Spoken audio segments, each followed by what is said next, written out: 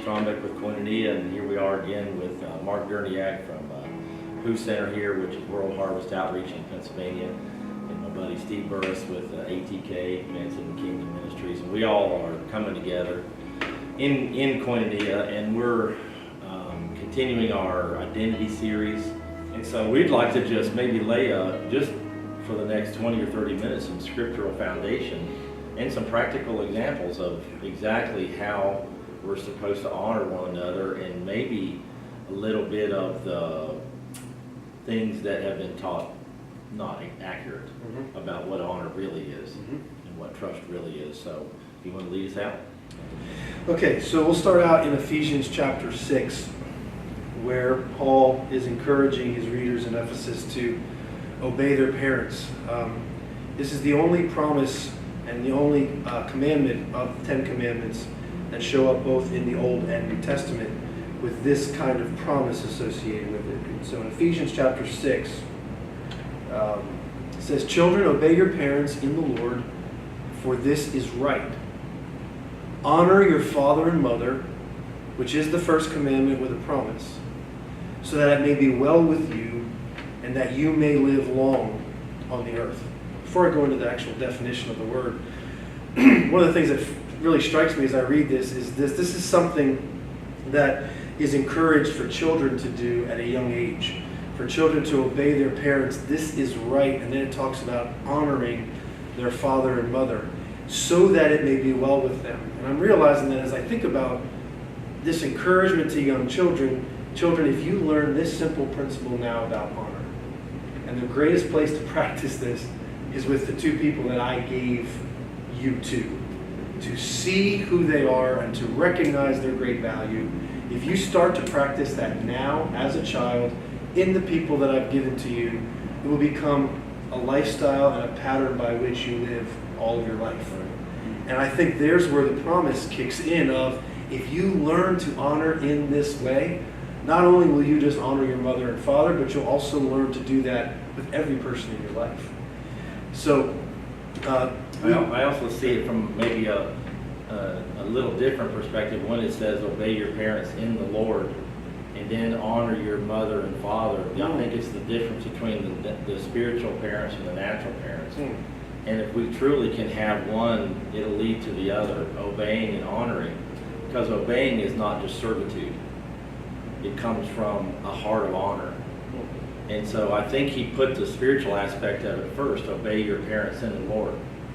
And I think he's talking about young children and then also even us, because we all three have, spiritual fathers and mothers that we obey, not in the heart of servitude, but out of a heart of honor.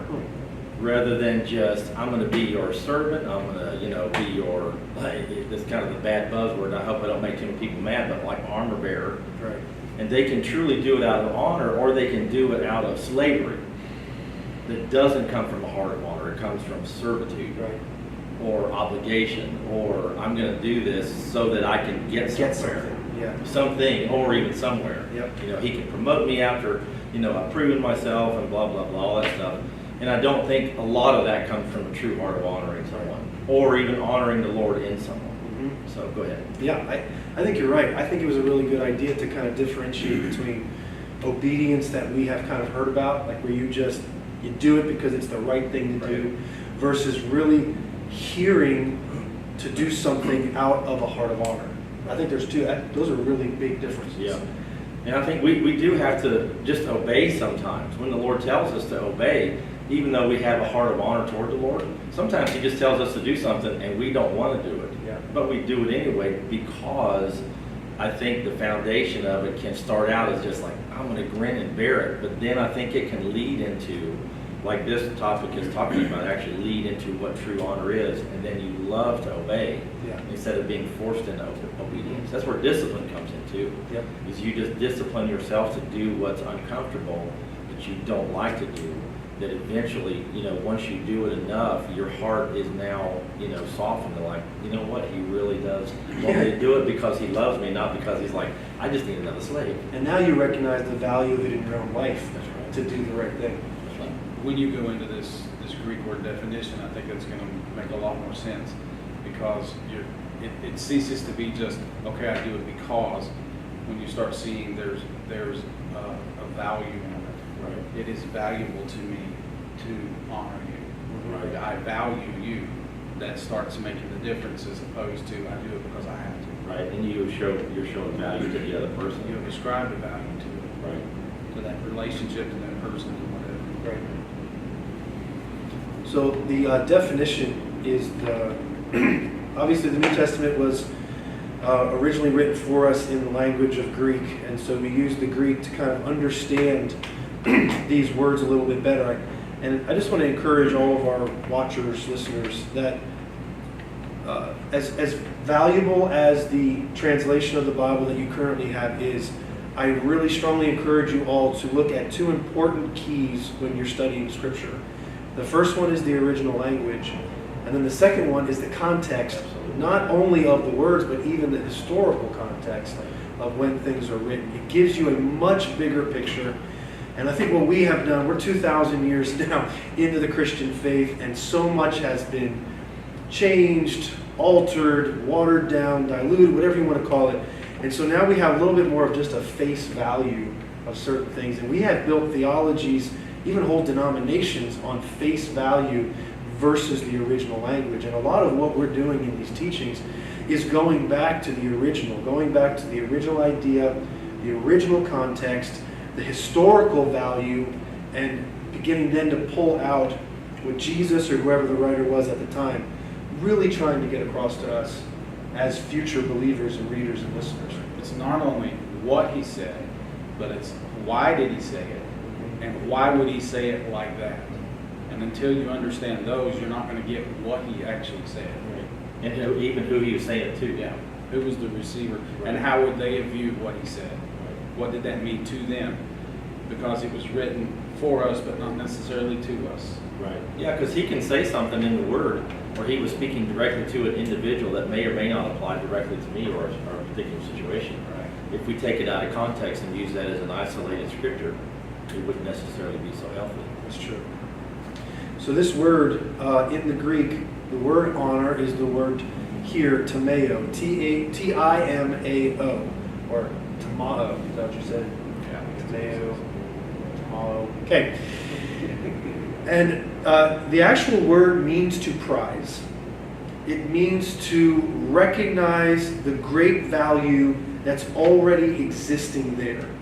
It's to, I want to get this right, because it has to speak to value. It speaks about fixing valuation upon, and it actually means like to revere. It actually to see someone as God originally created them to be, and decide that that's the value we're going to assign to them. I think that's the key. I think the spirit of the word is you are literally assigning a value to something. Whatever that value is, that word would mean, okay, this is what I have esteemed that to be worth. Yeah. That makes sense. Yeah, it does. It does. Jesus uses this same word here, and he actually talks about this commandment as well in Matthew 15, where he talks about honor your father and mother. And then it says, these next words are, he that curses his father or mother, let him die, or let him be put to death. And that word curses actually is the opposite of this word timeo, which means to revile or to disesteem, to take someone that should have high value and great esteem in your eyes and heart and purposely disesteem them. Devalue them. Yeah. So it's the exact opposite of honor. And so for us, as we think about this word honor, we recognize that God created every human being. They were authored, every one of us is authored by the Father as his child. That original identity of a person is our decided value about them. We can't make a decision on them based upon their behavior, based upon their beliefs, based upon where they come from, the color of their skin, how they speak, their class in society. We choose to see people according to their value, and then we decide, based upon what we see, to assign that value. And then there's actually a phrase in here in the original language that we declare it back to them. We verbally and with our lives honor them. We remind them of who they are. We remind them of who we see them to be. And oftentimes, we can get into this a little bit later, but our honor of people, of who they really are and of their actual value, begins to change their own perception of themselves, Right. which I believe is one of the greatest aspects to this word honor. I don't think it changes the perspective of the father about the person. Not at all. It changes your paradigm of yourself, because I'm now beginning to look past the way you see yourself and show you and tell you the way the father sees you. Absolutely. Or the way, you know, we normally hear of honor in the church, like I honor you for, and then this is like our lingo, and then we automatically associate honor with production. Something someone's done. Right, you do something, you've performed a service, you're an elder, you're a whatever, and I honor you for that. And we should be saying, we should kind of like strike that language and say, It's more of appreciation. I appreciate you for that, or I recognize you for that, or I, you know, whatever, you can use whatever, but that's not real honor. Real honor is something that comes from me, and I recognize you, and I decide to give you that. And it's not based on your performance or based on anything else. It's how the Father has shown me who you really are inside. Right. And so if you look at even the root words of honor, when I started to study this, I saw that 3 of the 4 ways that it's really used in the New Testament, the first 3 ways are really about identity, and the last way is about money. Where it says you're worthy of double honor. That's the only reference that I could personally find, and maybe others, that where it referred to money. But most of them is referring to the identity of the person, the true nature of the person.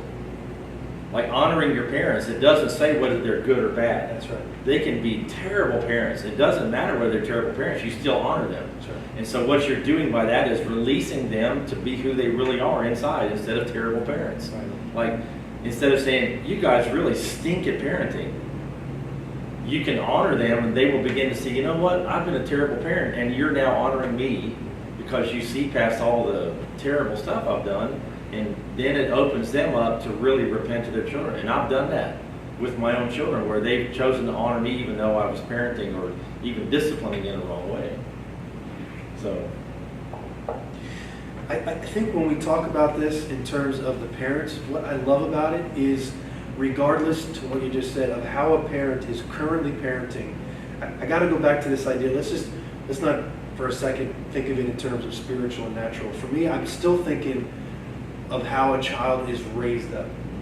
Like if they're taught at a young age to see value in a parent, regardless of how a parent's parenting them, right. That is the environment by which every other relationship in our life is filtered. I mean, I think about it. I can't tell you how many people I sit down in my own office with who have such pain in their life, and it all started with how they were raised. Right. You know?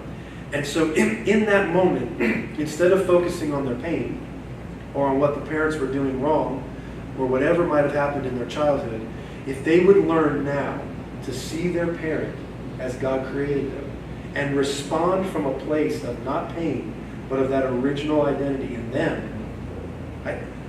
it would change our whole lives. It would not matter if someone reviled us, if someone loved us, if someone flattered us, we would still know who we are, no matter any of those circumstances, and then the response to them would be in their original identity too. I feel like there's such an opportunity in this. Jesus says it in Matthew 15. Moses is told this by the Father in Exodus, and now we hear it here in Ephesians 6. There's something in this that I think children, even at a young age, I know it sounds strange that parents need to probably tell their children, no, you need to honor me. It almost sounds like self-serving. Right. But the reality is, it's kind of like God saying, no, you need to give me glory. Now, he does. He says this in the Bible. And I actually had someone in my restaurant one time say to me, why does God need glory? And I felt like the Lord just rise up in me, and he goes, because it's good for us. Yeah. Right. When we recognize who God is, it benefits us. Right. He does not need our glory. He already has it. Yeah, he has it already. He shared it with us. Right. You know? So he recognizes that as we honor, it benefits us. It begins to restore our own identity and then everyone else in our lives. Right. Yeah, it's the same thing with, you hear a lot of even worship songs that are talking about the Lord. And I think that's like the beginning of opening us up. It doesn't open the Lord up. Right. It begins to open us up. But we need to go much deeper than that and just stop telling him who he is. He already knows who he is, like I say it sometimes. But even through that process, it begins to open up because we're even beginning to honor the Lord in a new way that maybe we haven't in the past. And so it can bleed over into all of the areas of our life. Absolutely. You know, where you can say things like great things about people that are bad people. Yeah. This is who that person is. And people will look at you like, that's not the paradigm that I have of that person. Not at all. That's because their honor is based on the behavior recognition That's exactly side of things versus, this is why I think it's so important that we're talking about this, because, and I think your verse, if you're going to share those about the treasure, is because I think the greatest honor that we've ever experienced is the Father choosing to see our value and then sending Jesus to reveal it. Right. I don't think there's any greater definition scripturally of honor than God seeing through all of our filth, all of this stuff called the world, and saying, nope, there's something worth in there. Let's go get it. And I feel like that's what he did. He honored us. And he said, I'm going to go find their value and show it to them. All right, this is Matthew 13, verse 44 and 45, actually. It says, again, the kingdom of heaven is like treasure hidden in a field, which a man found and hid, and for joy over it, he goes and sells all that he has and buys the field. And then 45 is, again, the kingdom of heaven is like a merchant seeking beautiful pearls, who when he had found one pearl of great price, went and sold all he had and bought it. And as we were talking, or actually as you were talking about that, I was thinking about these verses and how when he found this treasure, or he found that pearl, either one, he ascribed such a value to it that it was the most precious thing, that whatever it took, he was going to get it. He would pay any price. And I was thinking about the field itself might have been worthless. You know, the field itself could have been where he raised pigs, you know, which would have been horrible to a person of that time, a Jewish person, or any kind of thing that, you know, it could have just been all rocks. So he couldn't do anything, but it wasn't about the field, it was about the treasure, right? And that honor, that the root word of that is timeos, to the timeo. And basically, the definition of that is precious. It's precious. It's of great price. It's you know, the same as in the pearl. So the fact that in that field that may or may not have been worth anything, he found something of great value, of great price, that he ascribed a value to it. This is worth it. And I think that's exactly what you were saying, Mark, that the Lord did, is he looked at us in whatever kind of field state we were in and said, there's a treasure there that's so valuable that I'm going to go and give everything I have to bring that treasure to myself, to bring it out. And so, to me, that's honor, and I believe that's what the Lord, when he says, honor all men, is that not what he's saying? Find that treasure in them, ascribe the value that I've given it, find that value, and then do what you have to do to go get it. Right? Bring it out, because it's worth it to me, and it should be worth it to you. That's it. I think by intent, the Lord didn't talk about the field, either good or bad. Yeah. Because we'll have a tendency, if we're religious, to look at either the good or the bad. You're really good, man, you're doing all this stuff for the kingdom, you've got this great place of honor. And that's not the treasure. That's not the treasure. Or the opposite is, man, you're really stinking up the room with all the crap you're doing. You don't deserve any of this stuff. And neither of those are an accurate way of looking at it. Either one is accurate. So I think by intent, he kind of steers us away. He's like, okay, there's the field, but that's not the whole point, like what you're saying. The treasure is definitely inside the field, and we have to go looking for it. And it's not something that's just sitting up on top of a pretty little rock and we go, hey, Right. it's so easily spotted. No, It we actually have to. says it's hidden. That's right. It was hidden. That's You right. had to dig for it. That's right. And that's what we have to do with one another sometimes, is we have to dig and go past all that stuff, whether it's good or bad, and really find that treasure. Yeah, that's why it's really, it's one thing to dig through the bad. It's another thing to dig through the good. Right. And that's where I think a lot of people get caught up in like the flattery part of things and say, oh, wow, look at you, look at this. And we don't even recognize that someone is actually like suffering inside. It just goes beyond just the value inside of somebody. If you're caught up in what someone's doing outwardly and don't recognize that they're in great pain or really suffering, this is actually training us to see with the eyes of our heart, to go past the field and see people where they really are. Yes, we're going to see a lot of greatness. We're going to see a lot of the gold that God put on the inside of people. But we're also going to be able to see where they really are. Because so many people everywhere in our lives is walking around like they got everything okay, Right. everything's together. And if we don't have eyes that see like this, then we'll miss incredible opportunities. We'll hear great things coming out of their mouth and we'll miss the cry of their heart that says, help me. Because we're caught up in the field instead of the hidden.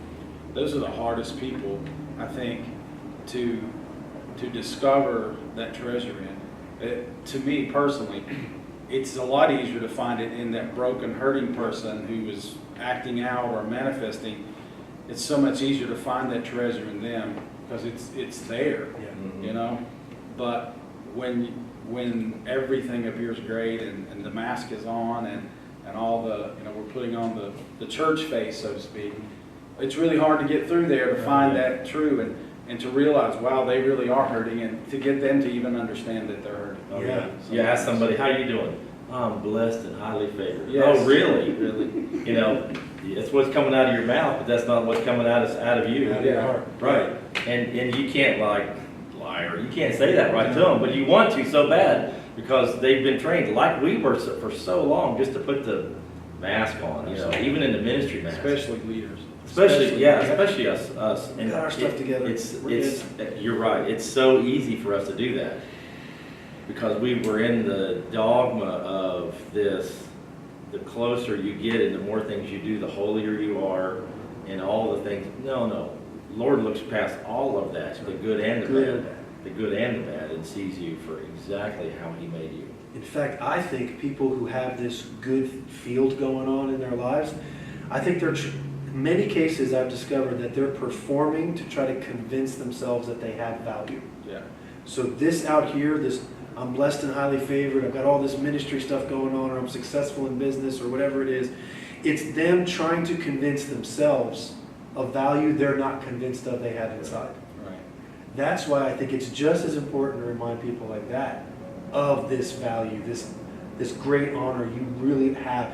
And when you tell them it has nothing to do with any of this, any of their performance, any of their accolades or successes, I mean, at first it's like, what? It's almost like an offense. Yeah. Oh yeah. And then when they really hear it, it's like this huge relief. Yeah. I get to drop all this and just be myself, Oh, yeah. and I'm valuable just being me. Yeah. It changes people. Absolutely. Both the ones that are stuck in all of their junk, and I think it's junk both ways. Yeah. If, Two different kinds. even Paul said, look, all of these accolades, all of these great things, what are they now to him?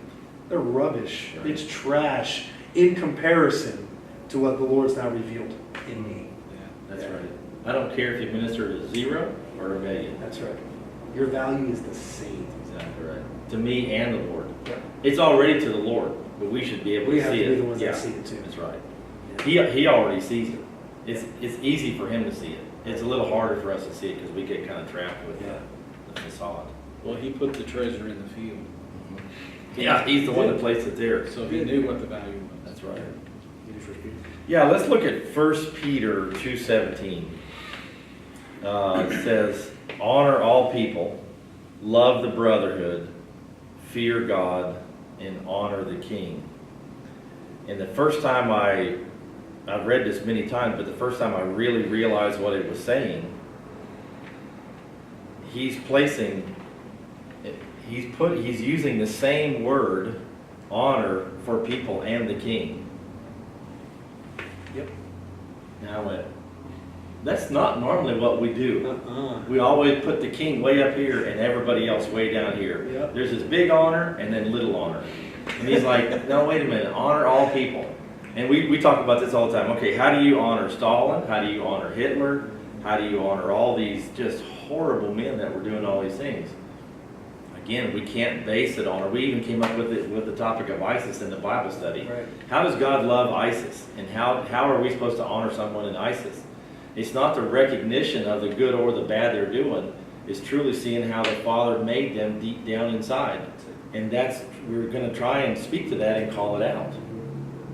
And so if he says honor all men, that literally means honor all men, all people. Yeah. All means all. All means all, the good and the bad and the ugly and everybody in between. Yep.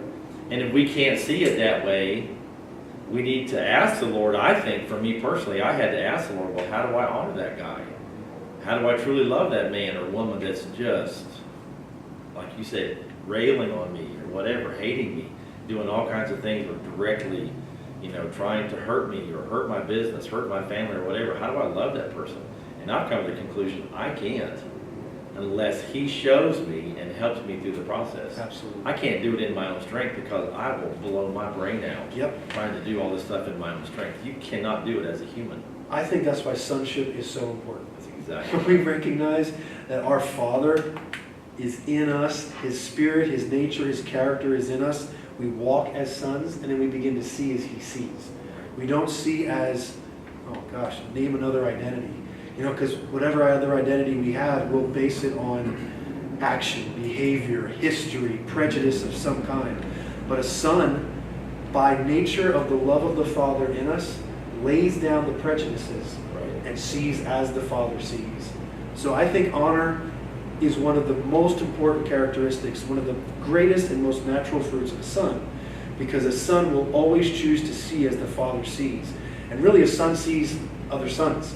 He can't help it. He sees other ones that are family members. When he thinks of evangelism, he's not thinking of these dirty, awful sinners. He's thinking of lost brothers and sisters. He's thinking of ones that aren't enjoying the peace and love of the Father like I am. And so his or her reaching out to the world is in compassion, as in a true love, genuine, authentic kindness and goodness, versus you are awful, look at your behavior, you're going to go to hell if you don't change. Sons don't think that way. Sons see value and go after it.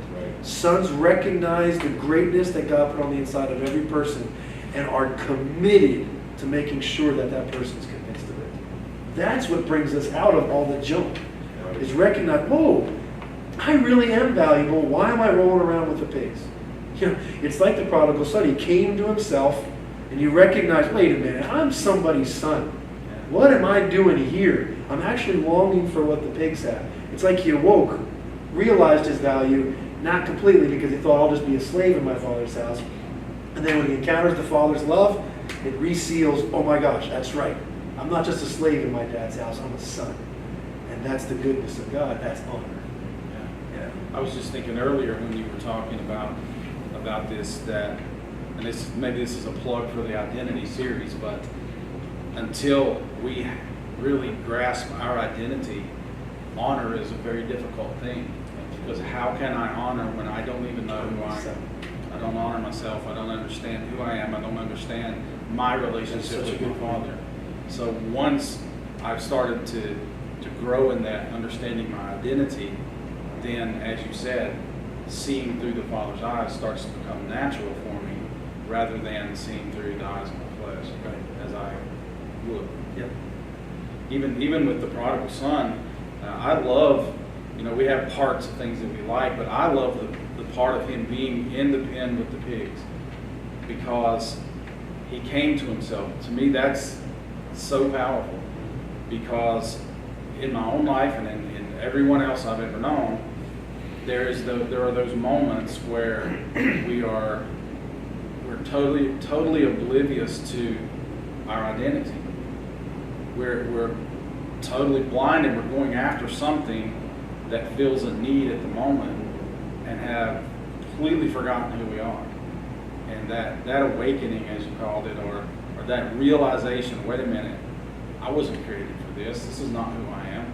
I think he actually began to remember his identity, and he was unsure of his standing with his father, of if his father would still value him.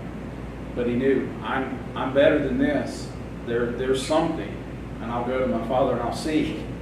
And I think that's where a lot of people are. They don't fully grasp the Lord's love and heart for them, but they're like, it's got to be better than this. Yeah. And so they go to try. They don't necessarily grab hold, they don't understand yet, but they go to try and see, and once then they encounter him, then, well, they're lost forever. I mean, they're ruined then. Yep. So, I think that's from an inside force, not an outside force, though. Yeah, absolutely. Where he awoke and lived, even like it says, he came to himself. No one said anything to him in the pen. No. Yeah. All of the outside circumstances were contrary to Yeah. who he was inside. And even the way it said himself, like the real son. The real him. The real himself. Yeah. Not the guy that's laying there in all the mess. Right. The real himself awoke, I think, because of what the Father had said to him even growing up. Prior to all that stuff, prior to everything, and all of that was forgotten, all of the circumstances, all the arrogance, all the waste and everything.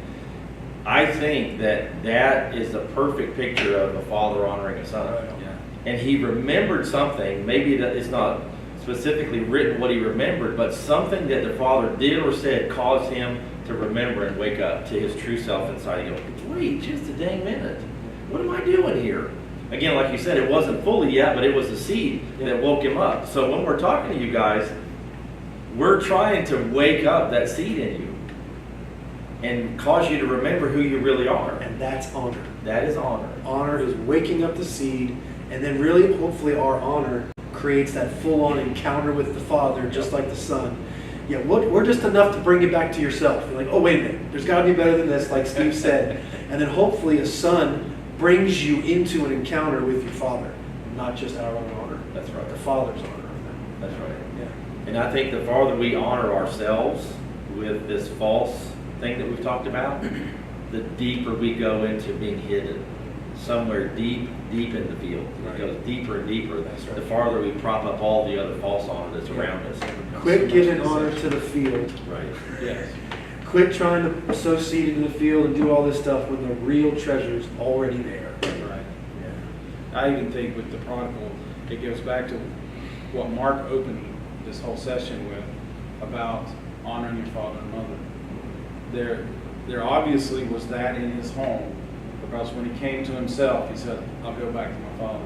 Right. That was instilled in him. That seed was put in there at some point, and when he awakened, that's the first thing he says. Well, I'll go back to my father's house. Yeah. Might not be a son anymore, I'm not sure, but I know my father. He won't see me That's right. eating with the pigs anymore. Right. He won't have it. He won't have it. I love this one out. If you look at it, once a son, always a son. He didn't know that. He didn't know that. The Father knew that and instilled it in him, and that's what woke him up. But once you're a son, you're always a son.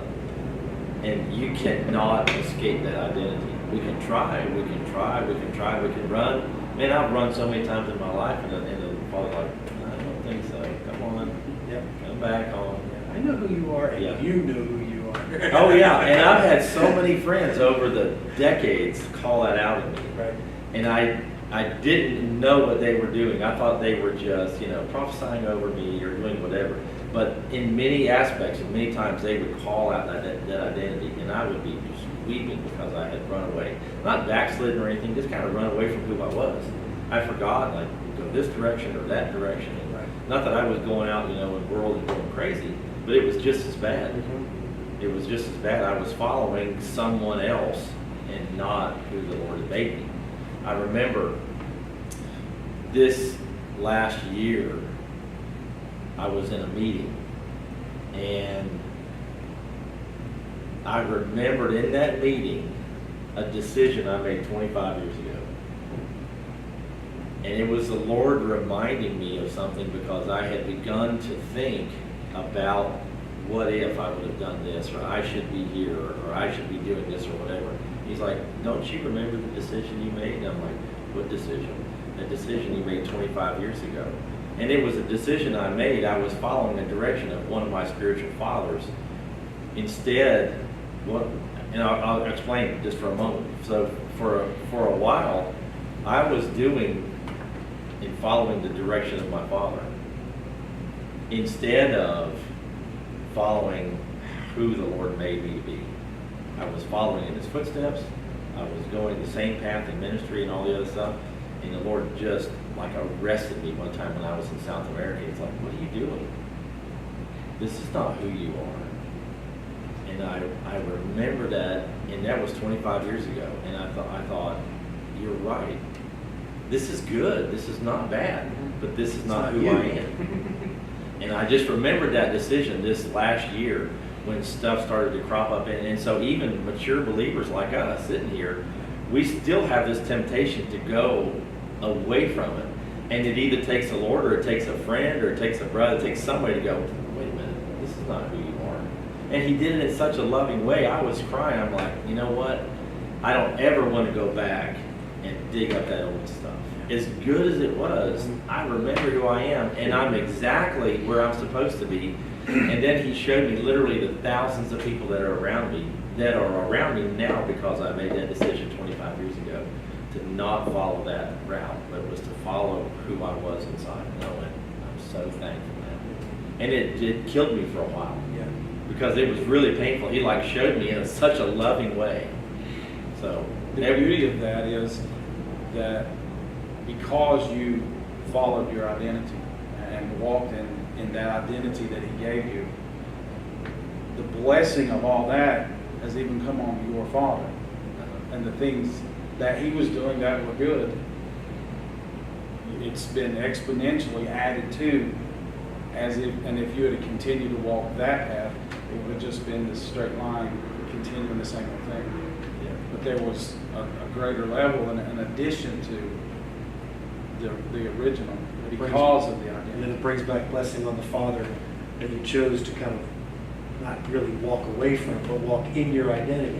It brings blessing back on him. It does. Yeah. It's beautiful. Again, honoring his mother and father. Yeah.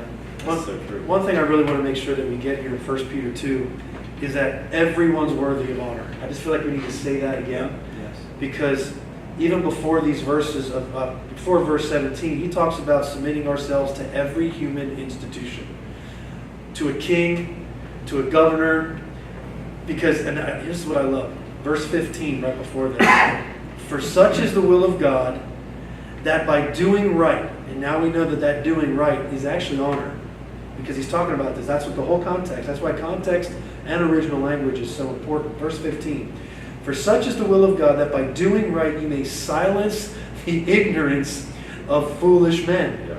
I love that verse because for me, even though I had to practice honor, because at first I was having to retrain my own soul that honor and recognition were not the same thing.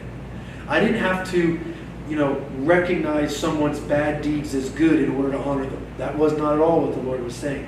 He was saying, honor them for who they are. And then as you're doing that, you'll actually silence their own ignorance. It's as if when we are reminded of our actual identity, who we really are, the value and the treasure on the inside of us, the ignorance of the field starts to, it comes into focus. Right. We start to recognize, I'm convinced of this. If someone in government is governing out of order, as strongly as we want to just rail on them and criticize them and complain, the greatest opportunity we have at them seeing their mistake is to honor them. It says it right here. Without agreeing with them. Yeah, you don't have to agree to honor. That's a huge thing. You can see people for who they really are, assign that value to them, remind them of that value. Because many times our own ignorance and our acts of even full-out disobedience are a result of a disconnection from who we really are. So if there's a real son that walks into a president's life or a king's life or a governor's life and says, can I tell you who you are? Can I remind you of this beautiful treasure that's on the inside of you? Could they potentially have a coming to themselves experience just like the prodigal son?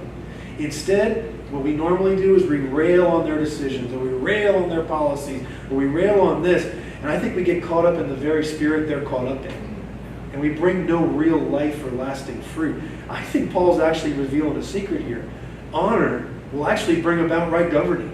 Will actually bring about peaceable living for all mankind, even for those who are in authority.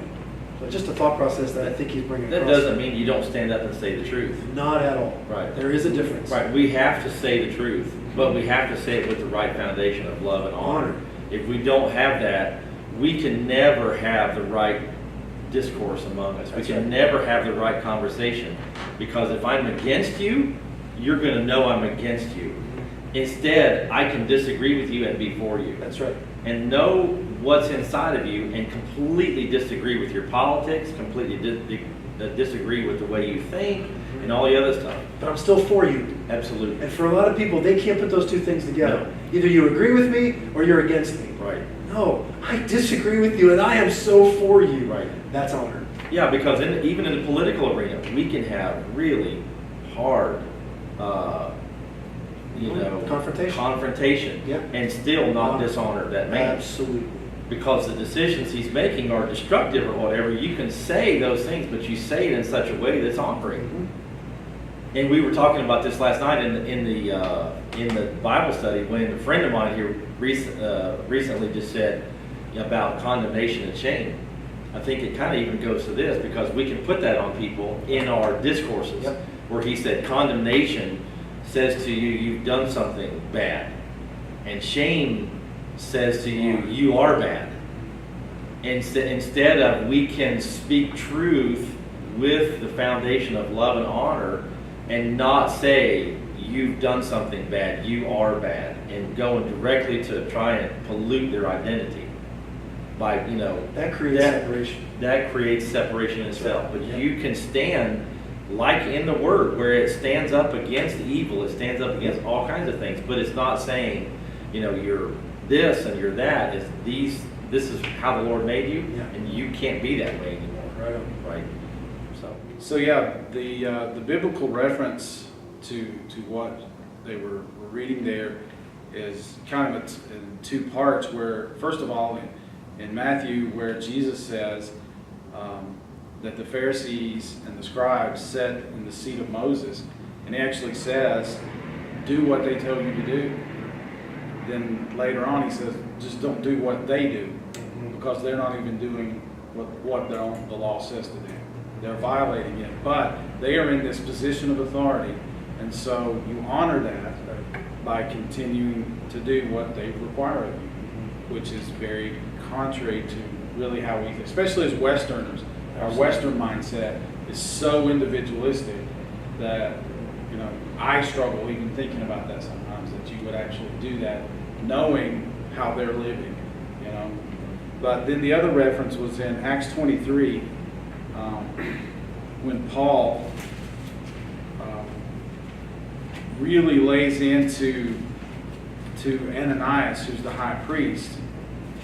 And Ananias had the guy standing next to him to actually strike him in the mouth. And Paul says to him, "God will strike you, you whitewashed wall. You sit there to judge me according to the law, yet you yourself violate the law by commanding that I be struck." And okay, yeah, that's kind of a normal response probably most of us would have if somebody just whacked you in the mouth. I can understand where Paul's coming from. We've been there. Yeah, besides the fact that you are not a Roman citizen, and I, Paul, am a Roman citizen, you just struck me in the mouth, you could be put to death for this. Okay? Paul has some legitimate legal things he's saying here. But the ones around him said, that were standing next to Paul, verse 4, "How dare you insult God's high priest?" And I love Paul's reaction, and he says, "Brothers, I did not realize this was the high priest. For it is written, do not speak evil about the ruler of your people." Awesome. Wow. God's going to strike you dead for what you're doing. You're a whitewashed wall, which is a big insult to him. And then he's like, "Oh, this guy sits in this seat of authority, and I just dishonored a place of authority, a ruler of the people." And to the point he apologizes. That's pretty powerful, and I think example of what he's saying there in the other scripture. I think, though, if you look at what's delineated there, that was a personal insult. Yeah. This is this is what you are. And so Paul even failed to see that man through the eyes of honor. And then when he was chastised, "Oh, wait a minute, I'm sorry." And he was being really, really coarse with this guy. Yeah. Again, that doesn't mean that you don't stand up and speak the truth. But I think he stepped over the boundary where he went, this is, He actually uses, "You shall not speak evil of a ruler." not his rulings. That's right. That's right. The ruler. Or Not the even people. to him, That's right. but of him. That's serious, man. Like, that is serious honor. It's like Paul's like, oh, I repent. That's right. That's honor. Yep. I love it. Look at this next verse here from 1 Peter. Servants, be submissive to your masters with all respect, and not only to those who are good and gentle, but also to those who are unreasonable. That's right. This finds favor. Yeah. I love it. That's right. Yeah, honor doesn't deal with behavior, does not deal with if someone's reasonable or unreasonable, good or bad. And I'll tell you what, for me, I really had to retrain my own soul that if I really wanted the favor of God in my life, I needed to see how he saw. Right. I needed to connect with people like he connected with me. God has stood against my behavior. He has stood against things that I have believed and done. But in that process, he's proven that he's for me. He loves me and believes in me so much that he's willing to stand against things in my life that are hurting me and hurting other people in my life. For me, I'm now recognizing there's no greater honor than that. I love you enough, Steve, to not let you keep doing that. I have to stand against that behavior or that thought process or that mentality so that you stop hurting yourself and other people in your life. Well, the Lord's done that with us. Absolutely. Just because he corrects us and disciplines us and tells us that what we're doing is absolutely out of order or wrong, doesn't mean that he stops loving us. That's right. We've associated that in the church for so long. Yep. Like if I sin, if I do this, the Lord is like loves me less and less and less, and eventually like you're out now. When that is not the truth. Yeah. And so we have to do that with the people that we're around, and that is the Lord honoring us. Absolutely. Enough to say the truth, but there's never a lack of love. Never a lack of love. Yep. That's the spirit of honor.